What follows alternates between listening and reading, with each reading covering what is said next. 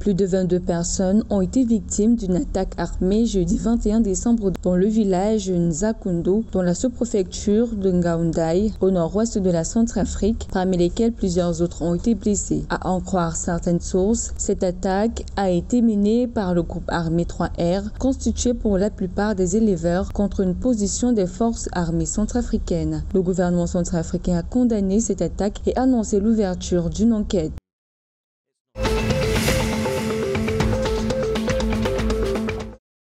En République démocratique du Congo, spécifiquement à Béni, situé à proximité du parc national des Virunga sur le plateau du mont Rwenzori, le prix du litre d'essence est passé de 3 300 à 5 000 francs congolais chez les revendeurs. Comme potentielle cause de cette hausse, les importateurs pétroliers de Béni parlent d'une situation causée par les retours des grands fournisseurs de la ville dans leur pays d'origine et donc les principaux responsables de stations-service dans la ville de Béni pour les fêtes de fin d'année.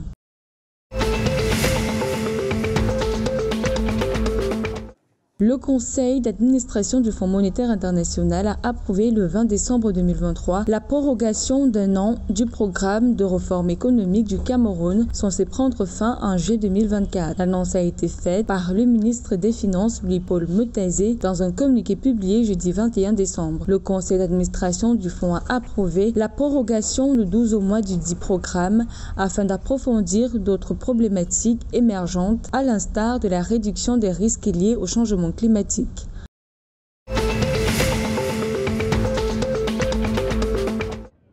Au Tchad, la ministre des Hydrocarbures et de l'Énergie, Ndolenodji Alix Naimbai, a justifié l'augmentation du prix du gazoil par le coût d'importation de ce produit et par la nécessité d'appuyer le fonds de stabilisation pour faire face à l'importation du gaz de pétrole liquéfié, sachant que le litre de gaz coûte sur les marchés internationaux plus de 1200 francs et qu'il est revendu au Tchad à 300 francs. Cette justification est apportée alors que le prix du litre de gazole au Tchad est de 700 francs CFA contre 585 francs CFA au Gabon et 500 francs CFA au Congo. Le prix du litre d'essence est de 518 francs CFA au Tchad contre 1300 francs CFA en Centrafrique, 730 francs CFA au Cameroun, 805 francs CFA au Gabon et 625 francs CFA au Congo.